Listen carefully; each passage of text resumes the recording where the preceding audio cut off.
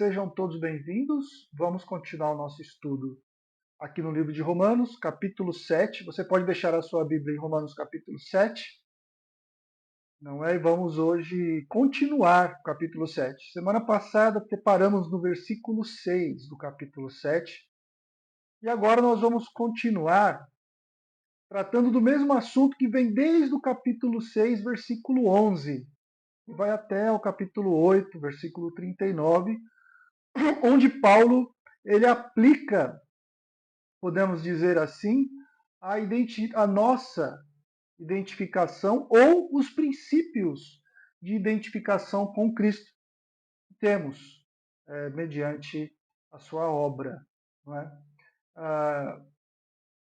No capítulo 7, versículo 7 em diante, até o final agora, até o 8, versículo 39, o apóstolo Paulo vai registrar aqui na carta a descrição de dois estados que nos encontramos. Primeiro, Paulo ele continua o desenvolvimento da tese que tem apresentado lá no capítulo 6, versículo 14. Nós já lemos isso. Na passagem anterior que nós estudamos, do 6 ao 11 até o 7, 6, estou falando dos capítulos aqui, o texto nos exortou para aplicarmos os princípios da identificação que temos com Cristo. Falamos sobre essa identificação nos vídeos anteriores, nas aulas anteriores. Né? Então, aqui ele mostrando, quando fala sobre esta identificação, a razão pelo qual o fato nós podemos nos identificar com ele. Primeiro, porque não estamos debaixo da lei, e sim debaixo da graça. Capítulo 6, versículo 14, é esta tese que Paulo coloca ali.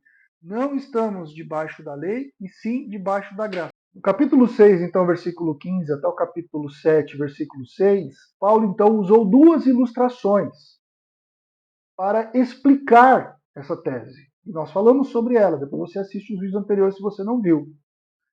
Mas então, a partir do versículo 7 do capítulo 7, como eu disse, até o 8, capítulo 8, versículo 39, passa então a descrever qual é o estado do homem debaixo da lei e qual é o estado do homem debaixo da graça. E quando ele fala sobre o estado do homem debaixo da graça, ele está falando especificamente no capítulo 8. Então vamos falar um pouco sobre essa questão do homem debaixo da lei, do homem em seu estado debaixo da lei. Capítulo 7, versículo 7 até o versículo 25. Em termos claros aqui, pessoal, o apóstolo ele assegura que estar debaixo da lei é estar sobre, ou sob, não sobre, o senhorio do pecado. E nós vamos entender um pouco isso. Tem gente que pode estar confundindo aqui, pensando que a lei está relacionada ao pecado, ou a lei que leva o homem a pecar, então a culpa do pecado é a lei. Não, não. Vamos falar um pouco sobre isso e entender o que isso quer dizer. Sabe, o pecado opera pela lei em nós, frutificando, logicamente, a morte, como vimos no capítulo 7, versículo 5. E que a lei nos mantinha preso com relação a isso, fazendo com que a gente ficasse impossibilitado moralmente. A gente não tinha força para sair debaixo da escravidão da lei. E moralmente estávamos destruídos diante de Deus. Então, isto naturalmente poderia ser interpretado como se estivesse sustentando que, entre aspas aqui, a lei é pecado. Ou que guardar a lei equivale a pecar. As pessoas poderiam pensar isso quando estivessem lendo esse texto de Paulo. E você, quando eu estou explicando o texto, também pode pensar dessa forma em si. Nos versículos 7 até o versículo 25, Paulo ele dilui, ele acaba com esta confusão. Mas quando ele faz isso, ele descreve o estado do homem onde o único recurso dele é a lei. A lei dada por Deus. E este estado deste homem, como eu disse também anteriormente, é um estado desesperador, Porque, por um lado, a sua natureza decaída o arrasta para o mal e, logicamente, como consequência, para a morte. Por um outro lado, a lei cria nele o maior desejo, podemos dizer assim, uma atenção maior ao fruto proibido que é o pecado. E aqui é a forma em que o apóstolo Paulo apresenta uma realidade muito cruel. Ainda que a lei é santa, e a lei é santa, a lei é justa, a lei é boa, e as escrituras mostram isso, o pecado usa como instrumento, ou emprega como instrumento, a lei para enganar todos aqueles que estão cativos na morte, ou o pecador. O pecado usa a lei como um instrumento para levar as pessoas a caírem. Então o apóstolo ele mostra esta realidade aqui. Ele mostra essa questão de uma forma bem transparente, do capítulo, versículo 7 ao versículo 13. Vamos ler o capítulo 7, versículo 7 a 13. Porque a condução que faz aqui, lógico, ele está falando aqui do homem que está no estado de escravo do pecado. O homem que não foi liberto do pecado, o homem que está debaixo da lei, está escravo do pecado. Então, aqui no capítulo 7, versículo 7 a 13, nós vamos falar aqui um pouco sobre como a lei é usada como instrumento do pecado. Vamos ler esse texto. Abra sua Bíblia, capítulo 7, versículos de 7 a 13. Lembre-se dessa introdução que eu dei aqui, dos versículos anteriores que eu acabei de falar. Então, Paulo começa com o texto da seguinte forma: que diremos então? Ele pergunta. O que podemos dizer então, já que eu disse isso? A lei é pecado? Ele está perguntando ainda. Então ele já responde logo de cara: de maneira nenhuma. De fato, eu não saberia o que é pecado a não ser por meio da lei, pois na realidade eu não saberia o que é cobiça se a lei não dissesse: não cobiçarás. Mas o pecado, aproveitando a oportunidade dada pelo mandamento, produziu em mim todo tipo de desejo cobiçoso, pois sem a lei o pecado está morto. Antes eu vivia sem lei, mas quando o mandamento veio, o pecado reviveu e eu morri. Descobri que o próprio mandamento, destinado a produzir vida, na verdade produziu morte. Ele está falando, fazendo até a própria autoanálise ali, né? Pois o pecado, aproveitando a oportunidade dada pelo mandamento, enganou-me e por meio do mandamento me matou. De fato, a lei é santa. E o mandamento é justo, santo e bom. E então, o que é bom se tornou a morte para mim? De maneira nenhuma. Mas para o pecado, ou para que o pecado se mostrasse como pecado, ele produziu morte em mim por meio do que era bom. Do modo que, por meio do mandamento, ele se mostrasse extremamente pecaminoso. Ele explicou aqui, eu acho que o texto ficou até claro do jeito que ele explicou. O caráter diabólico do pecado, gente, se revela no fato de que ele usa, ele prega até o que é bom, até o que é santo, para enganar as pessoas, para levar as pessoas a pecar. Ele realiza, ele manifesta o mal por meio da lei divina. E assim causa a morte da pessoa, como Paulo colocou ali. A conclusão aqui é lógico, é que o mal não está na lei. A conclusão que Paulo coloca nesse texto é que o mal não é a lei e não está na lei, porque a lei é santa, a lei é justa, a lei é boa. Mas está no pecado que é empregada como um instrumento para o fim dela, do pecado, o fim do pecado. Ou seja, levar a pessoa à morte, versículos 12 e 13. Ainda que aparentemente pareça incrível, a lei de Deus, por meio da revelação do pecado, é a arma homicida com que o pecado mata o pecador. Ou seja, pecado, e aqui eu não estou personificando o pecado como pessoa, mas eu estou dizendo, mostrando aqui o pecado como a ação, um despertar, um, uma atitude ou um pensamento, uma palavra ou uma ação, seja lá o que for. O pecado não é uma personificação como pessoa em si. Existem agentes personificados que têm por objetivo levar o homem a pecar. Isso sim. Mas eu não estou falando disso, estou falando do pecado propriamente dito. É por meio da lei que o homem chega a conhecer a condição do seu coração oposto a Deus. Sem a lei, sem a palavra de Deus, ninguém conheceria qual é a sua condição. É por meio da lei recebida, é por meio do entendimento e do conhecimento dessa lei que a pessoa percebe que ela está morta. É por isso. Porque é através destas regras, ou é através destas vontades conhecidas, as vontades de Deus conhecidas ao ser humano, que a pessoa percebe que ela está desagradando a Deus, e isso é pecar. Como o texto disse, a lei é santa, a lei é justa e ela é boa. E essa lei provoca a desobediência e conduz assim então a pessoa a cometer esse pecado. E Paulo afirma isso nos termos claros no versículo 7 que nós lemos.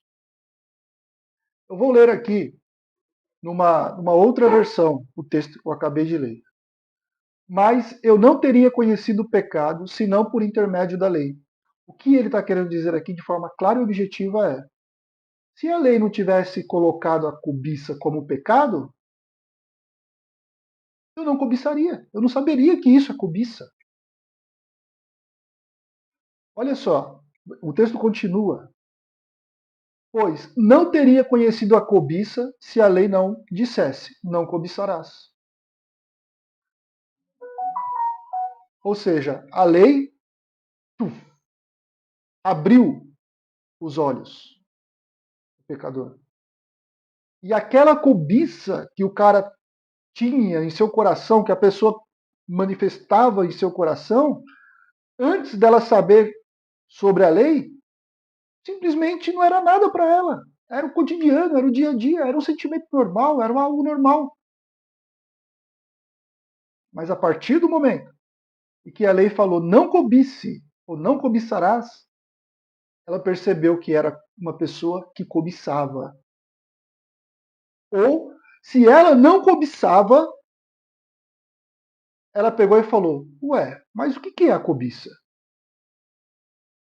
Que negócio é esse de cobiça que, tá, que o texto disse aqui para mim? Não cobiçarás? O que é isso? Então, a lei deu ocasião. A palavra traduzida nesse texto, aqui, a palavra conhecido, né? Mas eu não teria conhecido o pecado, implica mais.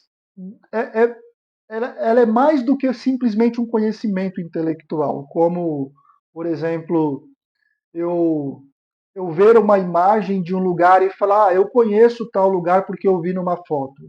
Só, é mais do que isso em si.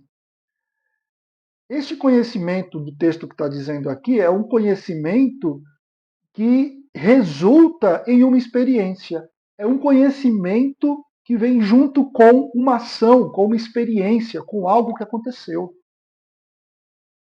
Quer dizer, o que eu quero dizer aqui é, o que Paulo está querendo dizer aqui no sentido literário aqui é, eu não teria experimentado o pecado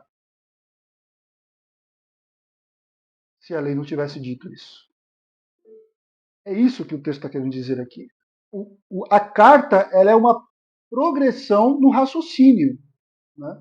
Lembrando que lá no início, Paulo ele especifica o judeu, especifica o gentil, depois ele começa a tratar uma questão onde um achava que era mais importante do que o outro. Não, não, eu não vou ser julgado porque eu sou o povo escolhido, eu tenho a lei de Deus. Não, não, eu não vou ser julgado porque eu não conhecia a lei. Lembra, o gentil pensava assim, né? Eu não conhecia a lei e tudo mais, então eu não posso ser cobrado pela lei. Então, lá nos primeiros capítulos, Paulo ele já vem tratando desta forma. E ele coloca, e ele chega a uma conclusão que todos pecaram. Né? E então ele fala, olha, todo mundo é pecador. E ele usa, inclusive, a alusão de antes da lei. Né? Como era a situação daqueles que estavam antes da lei, qual era a situação daqueles que viviam antes da lei, e ele coloca ali, aqueles também já eram pecadores, porque ele vem falando ali do pecado que vem de Adão, depois ele coloca Jesus como aquele que veio como segundo Adão. Então, é, é, ele vem nessa progressão de raciocínio e sempre falando para esses públicos. Lembrando que a carta aos Romanos, e realmente a carta aos Romanos ela foi escrita para um grupo em uma igreja que era composta por gentios e judeus, e que o judeu achava que ele era diferente, que ele não passaria pelo julgamento, que ele não passaria pelo trono, e o gentio achava que ele não passaria porque ele não tinha lei, entendeu? Então Paulo, agora ele está falando, explicando como que aquela frase que eu citei aqui em cima do capítulo 6, versículo 14, onde ele diz, não estáis debaixo da lei e sim debaixo da graça. O que Paulo está querendo mostrar aqui é que a lei não serviu, ele tá ampliando este assunto. Olha, a lei, pessoal, para você que é judeu, a lei não serviu para te colocar debaixo da graça. Ela não te salvou. Ao contrário, ela mostrou que você é pecador e levou você a ficar ainda mais curioso com relação ao pecado. E ele vai esmiuçar isso aqui. Por quê? Porque ele está mostrando aqui, essa é a situação desse que vive na lei. Daí, quando ele for para falar da graça, aí ele vai mostrar uma coisa completamente diferente.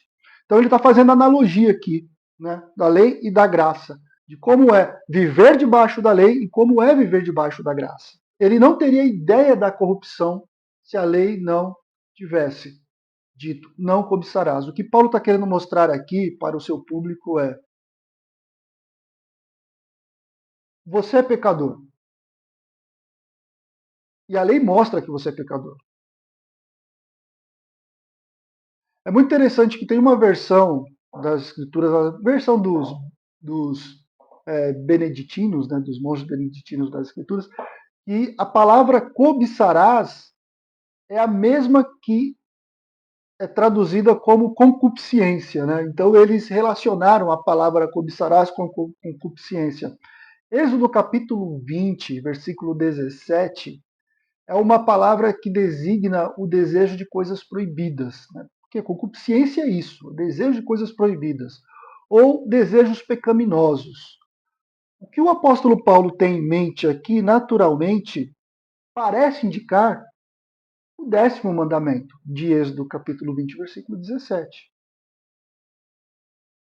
O que ele quer dizer com isso, então? Simplesmente que se a lei não tivesse ordenado os maus desejos, ele não experimentaria os maus desejos? Lógico. Será que isso seria possível?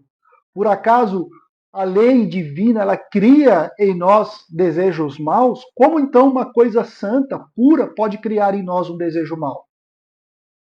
Como pode uma coisa que é justa, e o próprio texto diz que a lei é santa, pura e justa, como isso pode criar um desejo mau? Não é a lei divina? Não é a lei que é divina que origina os desejos pecaminosos. A lei não é a origem dos desejos pecaminosos. O André ele citou aqui, muito bem citado, é que o próprio pecado na natureza humana que leva o homem a pecar. Deus é o autor da lei. E Deus abomina o pecado. Ele não faria nada que levasse o homem a pecar. Talvez você fale assim, mas então por que você está dizendo? Por que Paulo colocou dessa forma? Por que Paulo colocou desse jeito, com estes termos? Olha, a gente sabe que o pecado já existe no coração do homem. Agora, olha o versículo 28. Aliás, o versículo 8 da passagem. Mas o pecado, tomando ocasião pelo mandamento, despertou em mim. Ele colocou a responsabilidade nele como pessoa e não na lei. despertou em mim toda sorte de concupiscência, ou de cobiça, depende da versão. Porque sem lei está morto o pecado. No texto, o próprio apóstolo Paulo não exime o homem da sua responsabilidade. Ele não culpa a lei falando a lei me levou a pecar. Não, não, não. A lei foi usada como ocasião para o pecado. Não foi ela que te levou a pecar. Paulo emprega, através dessa passagem, uma palavra para o pecado que é muito comum, chamado hamartia, né? Que é a palavra comum no grego para pecado, que significa violação dos princípios eternos. Verdade? O pecado é tudo que nós fazemos contra aquilo que Deus quer que façamos ou contra o que Deus quer que sejamos. Então, a aversão ou a hostilidade contra Deus é pecado, por exemplo. Esta aversão, esta hostilidade, esse desejo contra Deus, ele se manifesta na afirmação da nossa própria vontade contra a vontade de Deus. O que eu quero dizer é, o homem por natureza, pessoal, o ser humaninho, descendente de Adão, lembra que nós falamos sobre isso?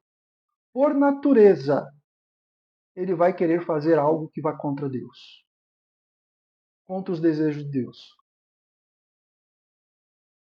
Quando Deus, por meio da sua vontade, do seu querer, ordena para que a gente faça algo ou não faça algo, há um choque em nossa natureza humana. Porque a nossa natureza humana, ela está em oposição com a natureza divina. Por quê? Porque a nossa natureza humana é pecadora e a natureza divina é santa. Morto com relação ao pecado é isso, e aqueles que têm o Espírito Santo, eles lutam constantemente contra o pecado por causa disso, por causa da natureza humana. A gente tem aquele desejo de afirmar nossa própria vontade. A gente tem aquele desejo de ter o poder e o controle sobre nossas próprias mãos, sobre todas as coisas. Tem gente que não suporta não ter o domínio. É a natureza nua e crua do ser humano. Nós somos guiados normalmente e levados normalmente a pensar que nós temos o controle da nossa vida e dirigimos a nossa vida do jeito que a gente acha que deve ser dirigida. E assim, pessoal, para mim, isso é pura ilusão, tá bom? Matrix pura. Eu dirijo minha vida, eu faço meus passos. Não, não, isso não tem nada a ver com coaching, essas coisas todas aí. Eu particularmente creio piamente que a minha vida está nas mãos de Deus. E que Ele me conduz, que Ele me dirige. Ah, eu tomo decisões erradas? Tomo. Ele me corrige? Corrige. Ele endireita meu caminho? Endireita meu caminho. Mas eu creio piamente que aqueles que são de Deus, o Senhor os tem. O Senhor os conduz. Agora, imaginar que nós somos supremos em nossa própria vida, tomando o lugar de Deus como soberano sobre tudo e sobre todos, é um tanto quanto perigoso em si. E isso tem um nome, se chama orgulho. Também é um pecado nas Escrituras. Ou seja, é aquele que recusa fazer a vontade de Deus, que é o Senhor. Né? E o pecado é o pecado e não a lei que opera e produz o mau desejo, que produz a concupiscência. É o pecado que produz no homem o desejo de fazer aquilo que Deus não quer. Não é a lei. Mas a lei, o mandamento, é talvez não sei se a palavra certa é instrumento, ou melhor, é ocasião, entre aspas, aqui, né? O ponto de apoio, a base de operações, sei lá, do pecado. Embora a lei não seja pecado, é precisamente ela que dá força para o pecado, porque ela escancara o pecado. E Paulo coloca, porque sem lei está morto o pecado. Ou seja, sem lei, o pecado não tem força. não passa do seu estado latente de estado ativo de rebelião natural contra Deus que existe desde quando Caim, ou desde quando Adão e Eva pecaram no Éden. É aquela clássica situação. A sociedade, um grupo que faz tudo o que quer porque não tem parâmetros, porque não sabe o que Deus quer, não conhece a existência de Deus. Como que eles vão saber se Deus está sendo agradado ou não? Se não for pelo conhecimento natural colocado em seus corações. E eles os têm, tanto que eles buscam adorar algum Deus. Talvez eles, por causa do pecado, esse conhecimento natural está deturpado, como vimos lá em Romanos. E sabe de uma coisa, gente? A queda de Eva e de Adão no Éden ilustra o que o apóstolo está querendo ensinar aqui. O que foi que fez tão atrativo o fruto da árvore proibida? O que foi que fez? Por que ela se tornou atrativa? Já pararam para pensar nisso ou não? Era porque a árvore do conhecimento do bem e do mal era a mais bonita do jardim, era a mais formosa do jardim, das demais do jardim? Tinha a árvore da vida também. Será que a árvore da vida era feia e a árvore do conhecimento do mal, do bem e do mal era bonita e por isso chamou a atenção de Eva inicialmente? Eu não sei, tá, gente? A gente não tem essa resposta, tá bom? Ninguém sabe disso. Ninguém sabe. A ordem lá em Gênesis foi assim: houve um mandamento lá, porque o texto diz o seguinte: de toda árvore do jardim comerá livremente, mas da árvore do conhecimento do bem e do mal não comerá, porque no dia em que dela comer, certamente morrerá.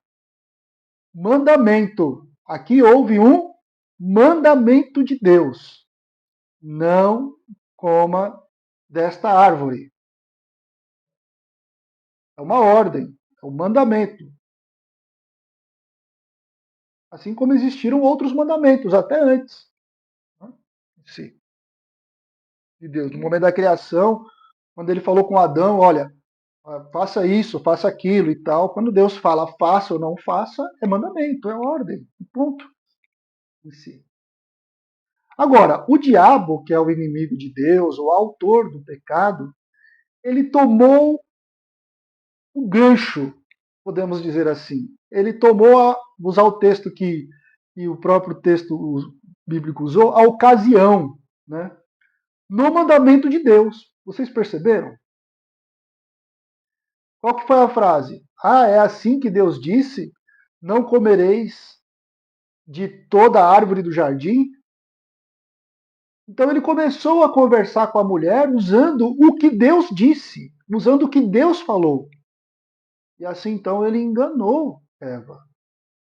Aí em Gênesis capítulo 4, versículos capítulo 3, versículo 4, depois o 5 e o 6, diz o seguinte: E certo que não morrerás, porque Deus sabe que no dia em que dela comerdes, se vos abrirão os olhos, e, como Deus, sereis conhecedores do bem e do mal. Olha só, vendo a mulher que a árvore era boa para se comer, agradável aos olhos, ou seja, parecia ser bonita, né?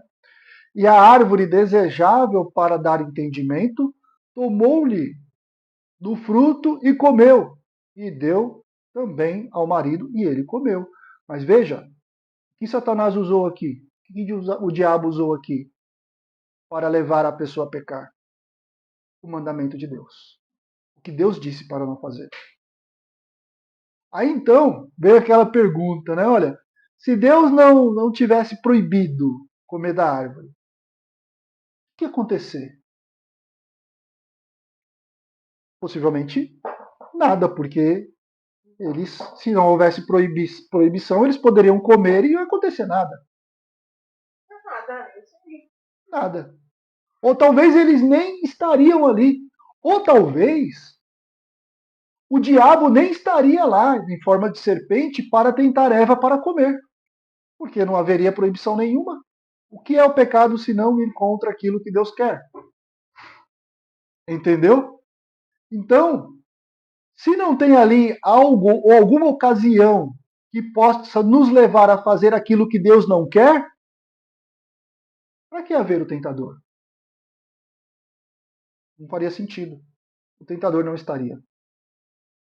Mas o mandamento de Deus, único, aliás, o mandamento de Deus unido ao engano do pecador, do pecado, do autor do pecado que é Satanás, fez com que a árvore, algo formoso, desejável, fez com que a árvore fosse bonita aos olhos deles e fez com que colocasse no coração deles um desejo grande e colocou dúvida naquilo que Deus disse. Quando Deus disse, certamente morrerás, o diabo falou, não é bem assim. Não é bem assim. Não é que você vai morrer. Seus olhos ficarão abertos, você vai conhecer o bem e o mal. Você será como Deus. E aí por diante. E aí, meu, a casa caiu e estamos nessa hoje, né? É muito interessante notar, gente, que a mesma palavra que Gênesis capítulo 3, versículo 6 se traduz como desejável, em Êxodo capítulo 20, versículo 17, é colocado como cobiçarás. A mesma palavra no hebraico. E na Septuaginta também, que é a versão do Antigo Testamento para o grego. É a mesma palavra e Romanos capítulo 7, versículo 7 traduz como concupiscência, ou seja, desejo pecaminoso. Então os três textos estão ligados aqui com a mesma palavra, ou seja, o mesmo termo para identificar esse desejo pecaminoso.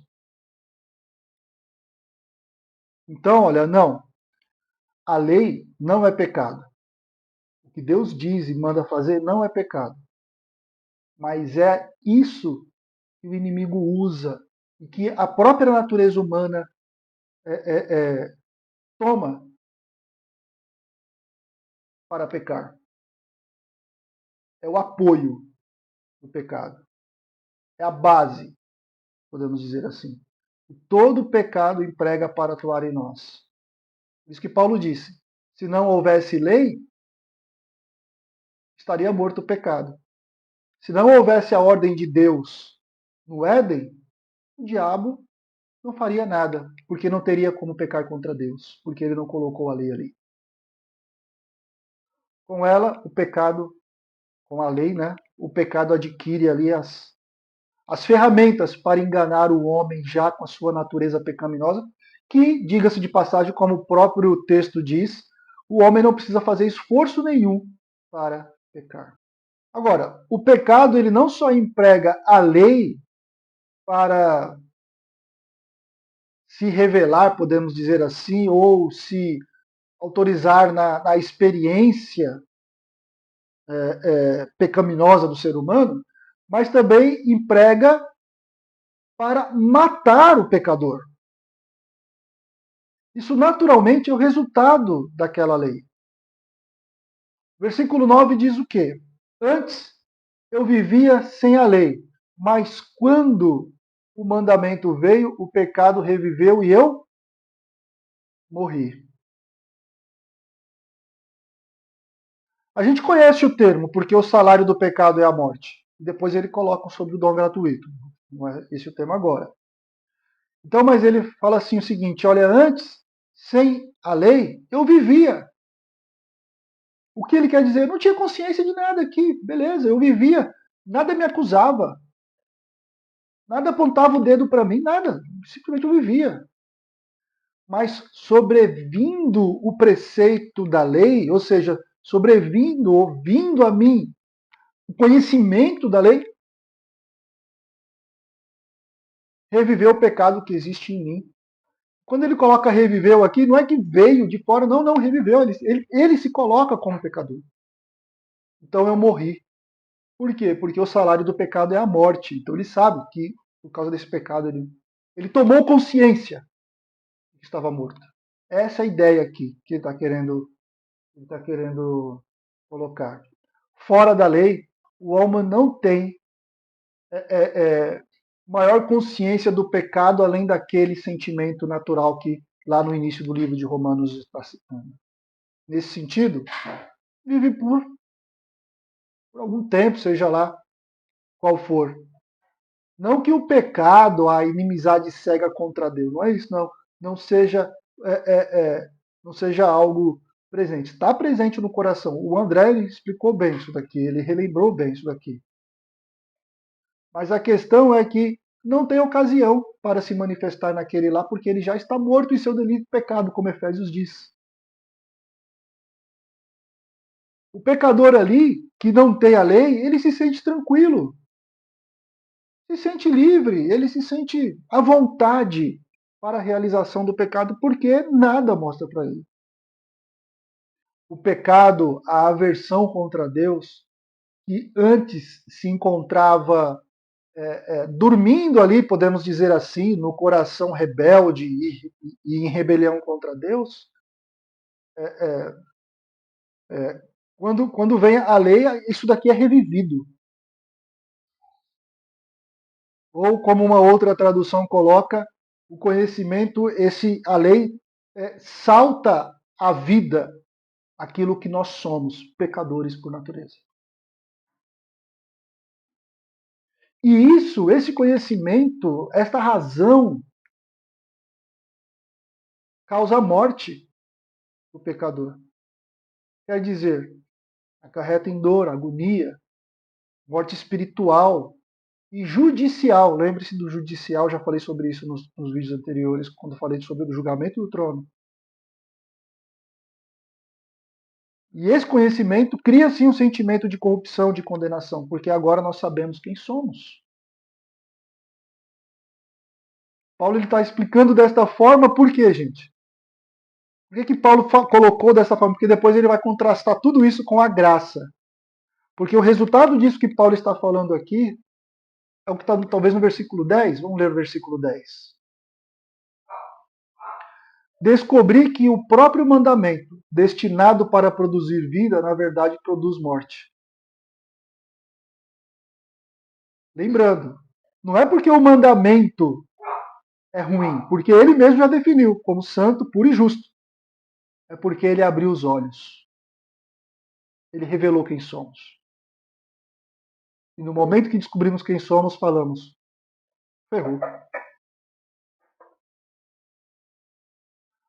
A lei do qual a palavra divina diz, aquele que observar os seus preceitos, por eles viverá. Vamos abrir, alguém abre então, por favor, Gálatas capítulo 3, versículo 12.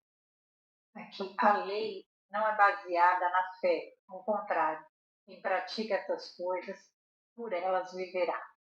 Exatamente, exatamente. Então,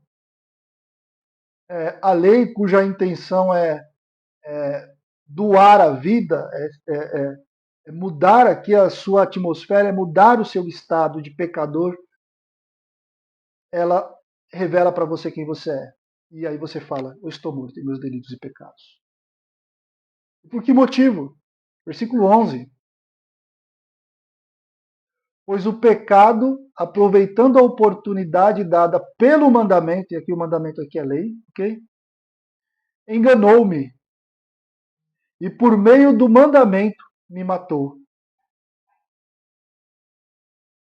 Veja, o pecado, aproveitando a oportunidade do mandamento, me enganou, que é a estratégia do pecado natural no ser humano.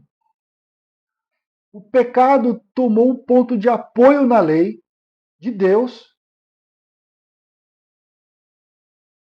e levou a pessoa a pecar, ou seja, a morrer. Lembre-se lá em Gênesis capítulo 3, versículo 4, talvez Paulo estivesse com aquilo na mente. Lá disse, Satanás falou, não, certamente você não vai morrer, não morrerás. E aí então veio aquela, ele deu aquela questão, certamente você não morrerás. Depois no versículo 5 ele falou, olha, se vos abrirão os olhos e, como Deus, sereis conhecedores do bem e do mal. Enganou. Satanás, o príncipe do pecado, usou a lei para enganar a pessoa, para que a pessoa pecasse e morresse. Você acha, pessoal, vocês acham que a estratégia de Satanás mudou? Olha, abrirão seus olhos e serei conhecedores do bem e do mal, como Deus. Nossa, então eu serei como Deus? Hoje, a raça humana, pessoal, todo mundo quer ser como Deus, essa é a grande verdade. Todo mundo quer ser dono de si, todo mundo quer cuidar da sua própria. Todo mundo acha que tem domínio sobre sua própria vida, até se encontrar num leito do hospital. Né? Todo mundo acha que tem poder sobre o seu destino, todo mundo acha que pode fazer o que quer, todo mundo acha que tem direito de fazer o que quer, todo mundo acha que não deve satisfação para ninguém. As pessoas se acham deuses. E é desde o Éden. Isso daí é notório na raça humana. Promessas foram dadas aqui para Adão e Eva, principalmente para Eva, para que ela caísse na lábia de Satanás. Mas o fim desta promessa, que foi dada usando a lei de Deus como ocasião para enganá-la, o fim foi vergonha, dor, corrupção, maldição e morte. Este ato, este ato do Éden, transformou toda a criação de Deus. Então, qual que é a conclusão de tudo isso?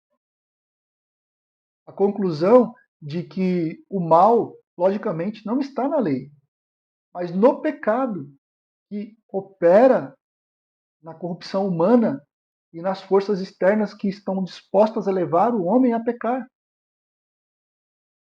E que este pecado que habita no coração do homem e nessas condições externas usa sim a lei como instrumento para levar o homem a pecar. Versículos 12 e 13 de Romanos. De fato, a lei é santa e o mandamento é santo, justo e bom.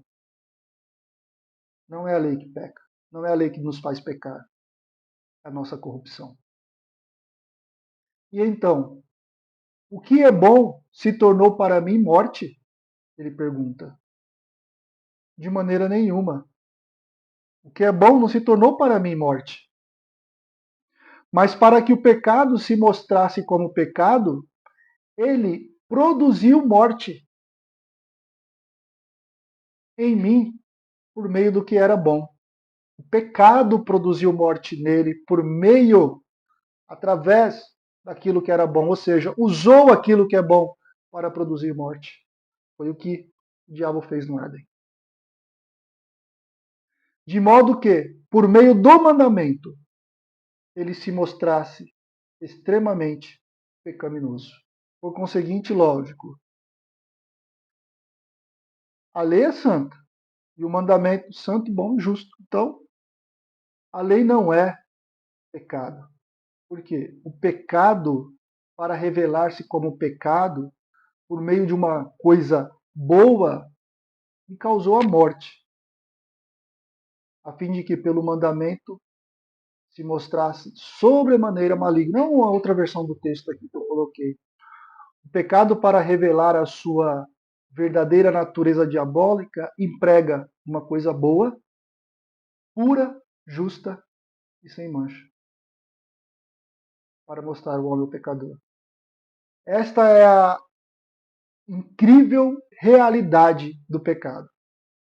E ao olhar para o mundo em que vivemos, podemos dizer que é assim que está funcionando. A sociedade, a religiosidade, usa o que é santo, puro, justo, para levar as pessoas à morte, para empregar o pecado e a dor. Pessoas usam tudo aquilo que Deus criou, tudo aquilo que Deus fez, tudo aquilo que Deus fez de bom para dar ocasião ao pecado. Olhe para a sociedade e veja o que está acontecendo. A família é algo bom para Deus? É. E a sociedade quer destruí-la. Ou isso não está acontecendo? A natureza é boa para Deus? É. Mas estão deturpando a natureza. Basta olharmos para a sociedade. ver o que está acontecendo. Obrigado pelo tempo de vocês, espero vê-los semana que vem e até a próxima aula.